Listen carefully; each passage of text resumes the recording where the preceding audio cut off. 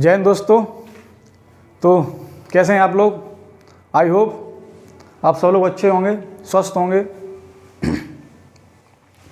तो दोस्तों, कल हमने शुरुआत की थी संख्या पद्धति की, नंबर सिस्टम की। कल हमने संख्याओं को जाना था, हमने कल संख्या रेखा को जाना था, वास्तविक संख्या क्या होती हैं, इन रियल नंबर क्या होते हैं, कंपाउंड नंबर क्या होते हैं, सम्मिश्र संख्याएं, काल्पनिक संख्या, इनके बारे में जाना था। और कल हमने डेसिमल तक पढ़ा था। डेसिमल में हमारा 7 दशमलव यानी कि टर्मिनेटिंग डेसिमल हो गया था।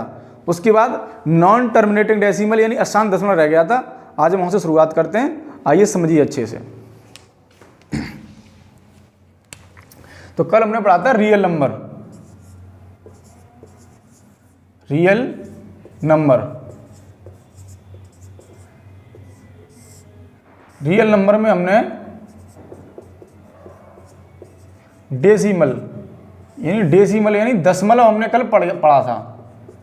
दशमलव में हमने जो शांत दशमलव होता है वो जाना था कल। आज हम जानेंगे अशांत दशमलव कि अशांत दशमलव क्या होता है। अशांत दशमलव, अच्छा, जो रियल नंबर होता है उसमें डेसिमल के साथ साथ क्या होता है कि पूर्णांक भी होता है। इसका एक भाग पूर्णांक यानी कि इंटीजर। ठीक, तो पहले हम क्या है कि हम जो हमारा हिस्सा छूट गया था अशांत दशमलव का यानी नॉन टर्मिनेटिंग डेसिमल का, उसको हम पढ़ते हैं। उसके बाद अपना पूर्णांक इंटीजर खत्म करेंगे। ठीक है, तो आइए हम चलते हैं अशांत दशमलव पे। ये है हमारा अशांत दशमलव।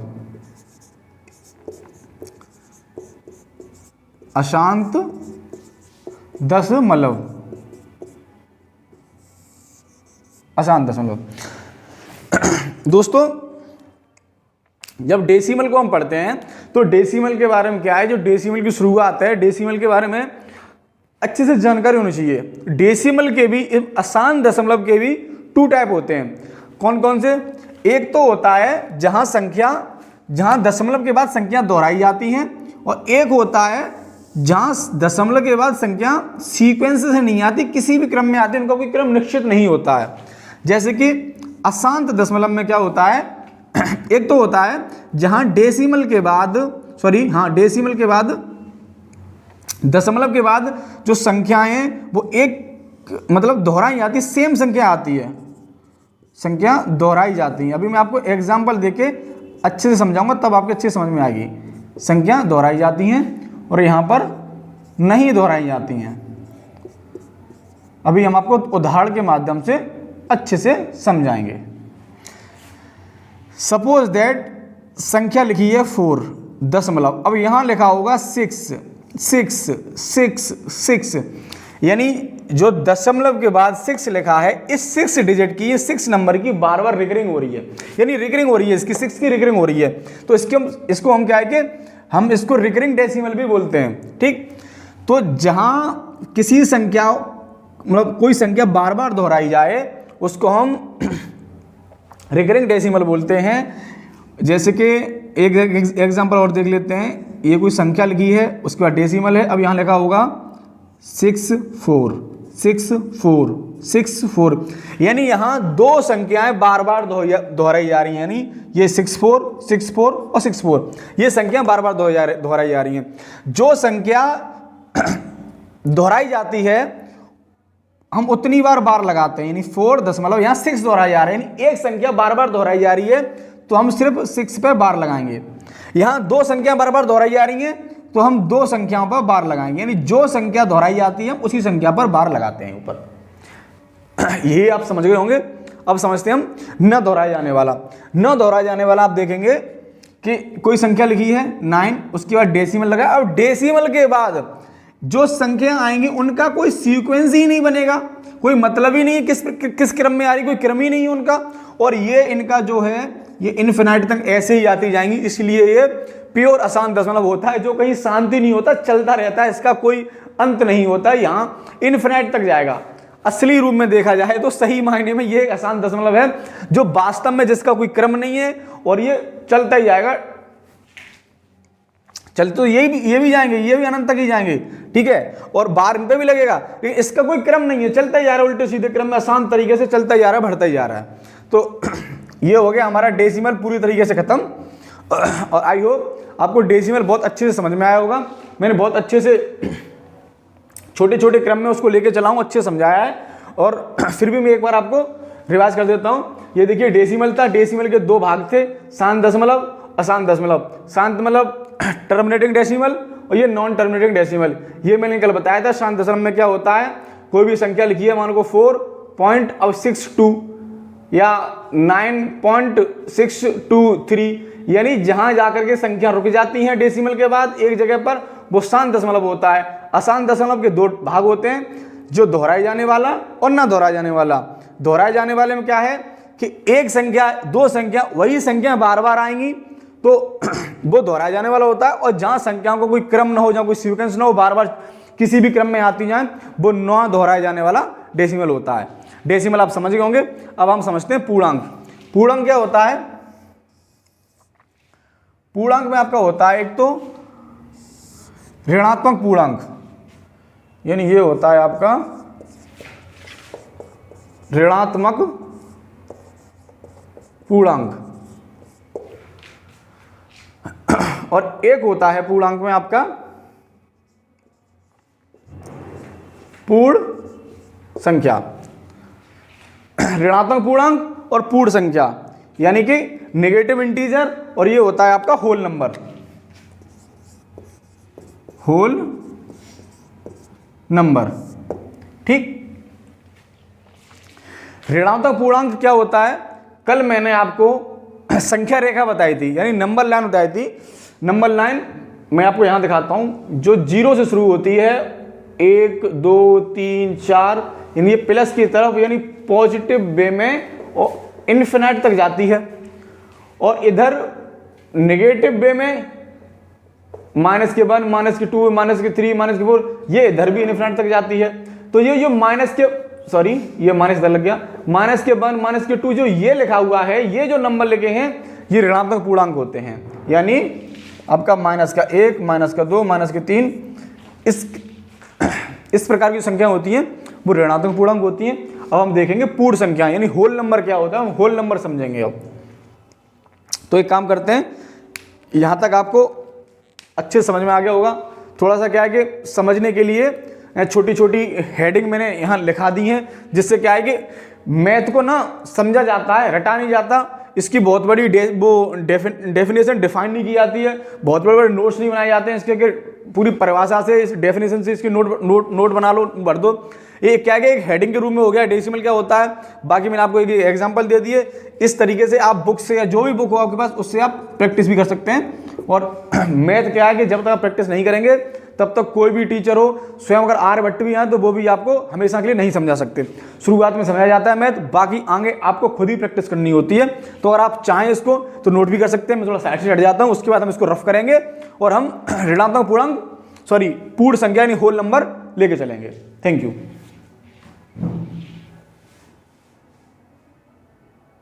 बंद कर दो।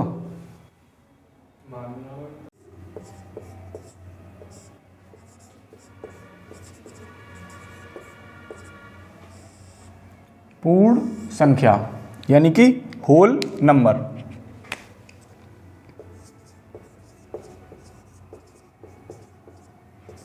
Whole number.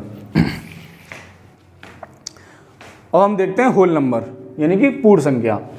जो होल नंबर होता है वो होता है आपका, जो पूर्ण संख्या होती हैं वो होती हैं प्राकृतिक संख्याएं, यानी कि प्राकृतिक संख्या मतलब नेचुरल नंबर, नेचुरल नंबर, ठीक। और होता है आपका 0 यानी शून्य। जो होल नंबर होता है, होल नंबर 0 होता है और होल नंबर प्राकृतिक संख्याएं होती हैं। यानी 0 एक प्राकृतिक संख्या नहीं है और प्राकृतिक संख्याएं होल नंबर हैं, लेकिन प्रत्येक होल नंबर एक प्राकृतिक संख्या नहीं है। मैं क्या कहना चाहता हूँ आप अच्छे से समझ रहे होंगे। मैं कह रहा हूँ कि प्रत्येक होल नंबर, यानी कि प्रत्येक होल नंबर एक प्राकृत संख्या नहीं होती और प्रत्येक प्राकृत संख्या एक होल नंबर होती है। जैसे कि ये तो शून्य हो गया। अब जो प्राकृत संख्या होती हैं वो होती हैं 1 2 3 4 5, इस क्रम में अनंत तक, इन्फिनाइट तक, ये होती हैं प्राकृतिक संख्याएं। ये होती हैं पूर्ण संख्या मतलब प्राकृत संख्याएं, और पूर्ण संख्या मतलब जीरो। जीरो एक प्राकृत संख्या नहीं है और प्राकृत संख्याएं पूर्ण संख्याएं होती हैं।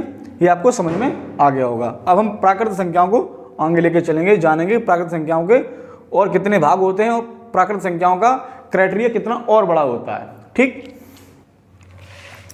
तो अब हम देखते हैं प्राकृत संख्याओं को, यानी नेचुरल नंबर। देखिए, जो प्राकृतिक संख्याएं होती हैं वो आपने टर्म सुने होंगे, पढ़े होंगे, डेली हमें मैथ का यूज करते हैं, हमने वहाँ देखा होगा, होती हैं सम संख्याएं।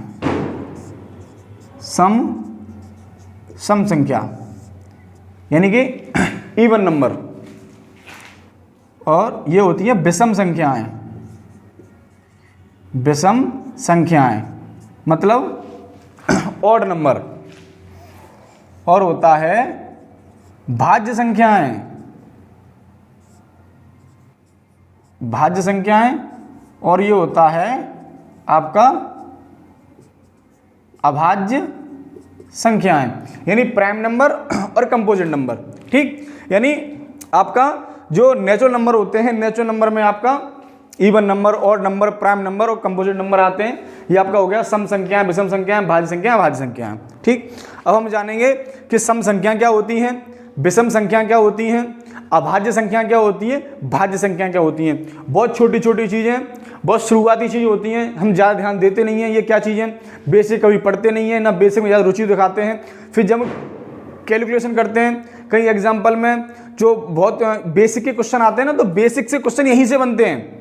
सबसे छोटी भाज्य संख्या क्या होती है, सबसे छोटी सम अभाज्य संख्या क्या होती है, सबसे छोटी सम भाज्य संख्या क्या होती है। जब ये क्वेश्चन फंसते हैं ना तब हम कंफ्यूज, क्योंकि कभी बेसिक पे ध्यान ही नहीं दिया कि भाज्य क्या होता है, अभाज्य क्या होता है, सीधा काट पीट परसेंटेज और वो वाले सवाल करते हैं।